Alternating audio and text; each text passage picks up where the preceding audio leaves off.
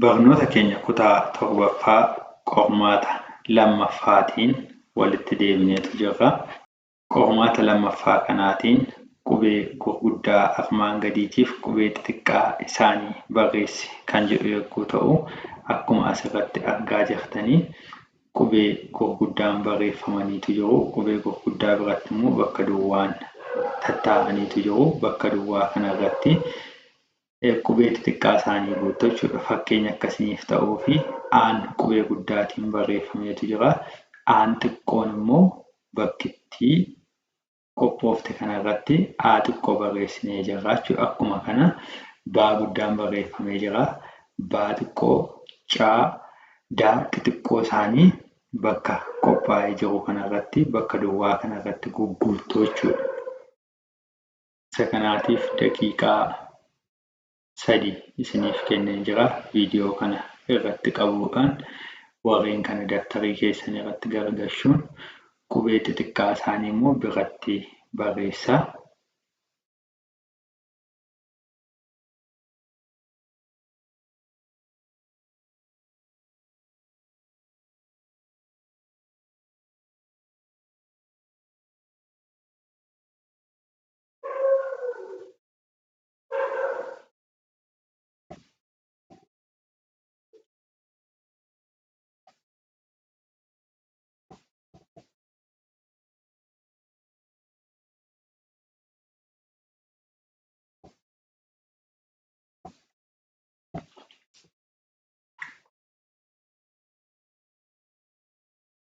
Akka xumurtaniin deebii keessan deebii ana asirratti isiniif gadhiisu wajjin wal bira qabdanii ilaallachuu dandeessu.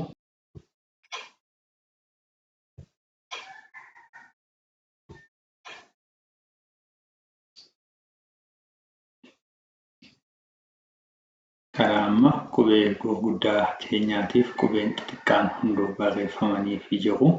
Haala kanaan deebistanitti yoo ta'e deebii keessan sirriidha. Yoo kanarraas immoo irra deebitanii bakka sirreeffachuu qabdan sirreeffachuun gara barnoota itti aanutti akka ceenu isiniin jedha. Haga ammaatti qormaata kana shaakalaa turuu keessaniitiif guddaa galatoomaa. Barnoota kutaa itti aanutiin walitti deebinaa. Horaa bulaa deebana.